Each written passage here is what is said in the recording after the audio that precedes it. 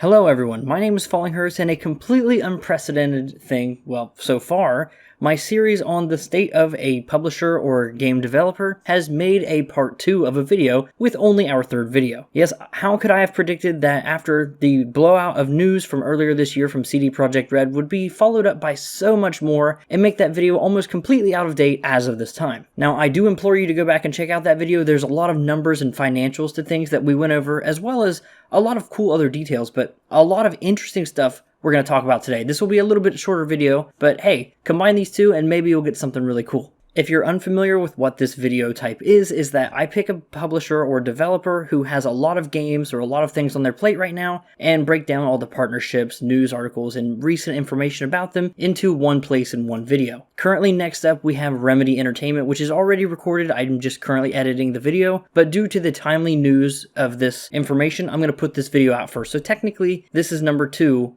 of the series, and it's also part 2 of CD Projekt Red. Now, if you're wondering where all of this information blowout came from, it's the fact that CD Projekt is a publicly traded company, so therefore they're kind of required to communicate with their investors and different things like that, and therefore the public. And with that, we get an update video on kind of the long-term goals of CD Projekt, as well as a message from the co-founder and CEO of the company. Oh, and of course, not to mention the big blowout of all of the games officially announced, which only adds on to the games previously speculated and announced earlier this year, which I did go over in detail in my previous video, but now we know a lot more information about what to expect from CD Projekt in the future. But to kind of quickly cover the information from the joint CEO, Marcin Iwinski, I think that's maybe how you pronounce it. Basically, he's stepping back from his role as joint CEO and, from the board and everything like that. And while he seems to be staying at the company, he is taking a lesser role overall, and other people will step up to the plate. Leadership-wise, I don't think too much will change, so don't expect big changes from CD Projekt. But from everything I can see, he's still at the company. The other bit of information that's really cool is that he does confirm that there's over 1,200 employees across all of the different,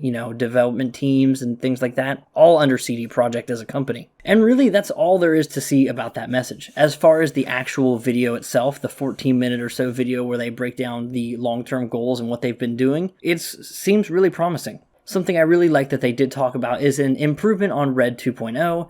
They've talked about how switching engines to Unreal has made it to where development can go much more faster, and there's less stress put on the developers, as well as better working conditions overall. So that's really nice to see, and I'm really glad for that. Again, I went fully in depth on Red 2.0 in my previous video, so I really do recommend going and checking that out. Another thing that he does say specifically is that they have actually, at the beginning of this year, begun dual development on games. The other big aspect of Red 2.0 was that they would be able to do 2 AAA experiences at the same time. One of which, of course, is being the next Witcher game, which was announced earlier this year with a little blog post. And then, of course, for right now, it's still the expansion for Cyberpunk 2077, Phantom Liberty, which I'll go over that in just a bit, but it seems like Johnny Silverhand's back. And other than that, it just seems like a damn good time that takes place in the middle of the base game. So really, that's all you need to know, and it's coming out in early 2023. Sorry, I just felt like throwing that in there because it wasn't currently announced officially at the time of my last video. So there you go.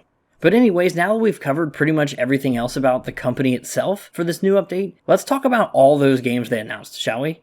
Okay, so first off the bat, continuing with the Cyberpunk conversation, we have Cyberpunk 2077, Codename Orion, which will take the Cyberpunk franchise further and continue harnessing the potential of the Dark Future universe. And really, that's it for what they say about the game, which is literally next to nothing. However, given the codename Orion, this means the rising of dawn, the sun and the stars in the sky, all these different things. But then I got to thinking, Night City, dawn, maybe, just maybe for a plot point, there really is the fall of Night City within the elements of this game. That's just speculation on my part, but hey, it'd be pretty cool, right? And then they also confirmed the codename of the previously announced Witcher AAA game that's coming out called Polaris. And that one is currently in pre-production at this time, and once again they state that it is the beginning of a new saga, and they aim to release 2 more Witcher games after Polaris, creating a new AAA RPG trilogy, just like the original set, but from a higher consistent quality from the very beginning. Oh, and once again, Polaris basically refers to the North Star, and that's more, star stuff and different things like that. The only thing I think this could indicate would be northern kingdoms or things like that within the realms of The Witcher, but I don't really know. Honestly, there's speculation all over of what this franchise could be. It could be following Ciri, but that would be way too overpowered. It's most certainly not following Geralt, as I covered in the last video, but really that's about it. Next up, we have The Witcher codenamed Canis Majoris, which is another full-fledged Witcher game, separate to the new Witcher saga that they're starting with the previously mentioned Polaris. What's really interesting is the game's going to be developed by an external studio headed by experienced developers who have worked on the past Witcher games. So this really is expectations through the roof for this one. This one could come, I don't want to say any time, but if this isn't being developed exclusively by CD Projekt, then that's insane. And one thing that I will say, though we don't know the genre of this game, it very well could be similar. And I'm going to say, place your bets that if you're going to be able to create your own Witcher in any game, it's probably going to be this one right here. Though interestingly enough, Canis Majoris actually refers to Greater Dog, or if you really think about it, it could be Wolf, School of the Wolf. So if there's ever a chance to maybe see a prequel setting up the school, or even a retirement or out of retirement story for Geralt, this could also be the case here as well. But I doubt that they would let such a thing go to Geralt's story to an external developer. Another game within the universe of The Witcher is Codename Sirius, which, as I speculated in my last video, would be the franchise that the Molasses Flood,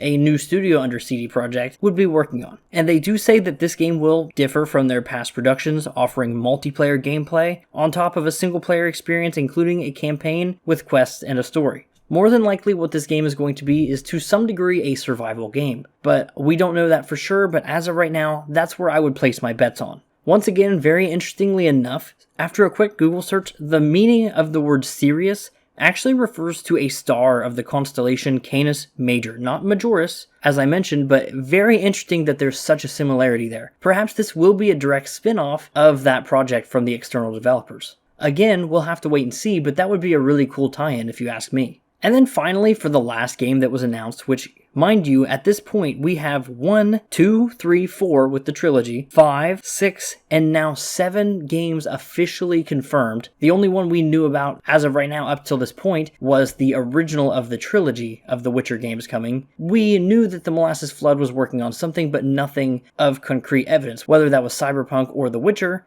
But now we know for sure what a lot of these teams are going to be working on over the years. But anyways, finally we have Projekt Hadar, which is a codename for a third entirely distinct IP, created from scratch within CD Projekt Red. So for the first time ever, they're going to be working with a world and universe that is completely originally created by CD Projekt. Mike Pondsmith made the Cyberpunk IP forever ago, and then of course The Witcher is based off of the books from Andrzej Sapkowski, I believe. Either way, they do confirm that the project is in the earliest stages of the creative process, which means that they're not developing any game at this time yet, but working exclusively on the foundation for this new setting. So world building and different things like that. What are the rules of this world? What are the characters, the factions, different things like that. And that'll all work out to eventually make a game at some point. And of course, as I did with the rest of the code names, I looked up what Hadar means in pretty much anything. Of course, it's of Hebrew origin from what I can tell, and it means splendor, glory, ornament, citrus fruit. I don't really think that's relevant, but glory, that seems pretty relevant. Maybe we're going to play some unlikely hero or something like that. We don't know hardly anything about this, and this could mean literally anything. And I will say that all of these things seem to have some kind of star orientation or something, and that might just be the name scheme that they used for their code names. It could mean nothing, it could mean something. It's all speculation.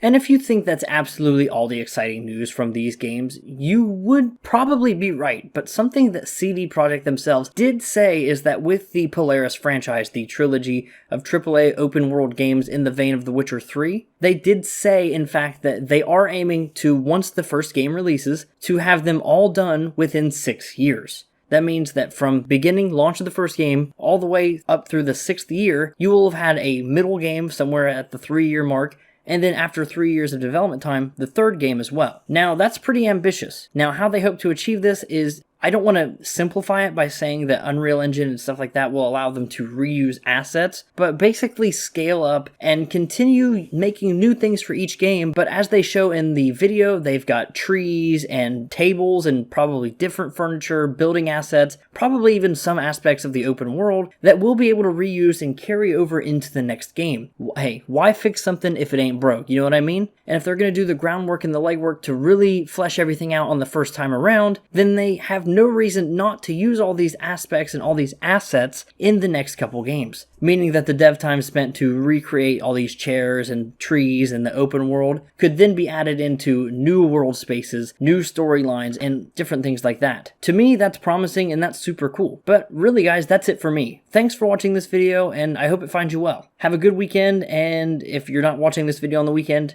go fuck yourself. I'm just kidding. Consider subscribing. My name is Falling Hearts. I do reviews, I do news, and sometimes retrospective content and gameplay. That's a thing I do. So yeah, bye.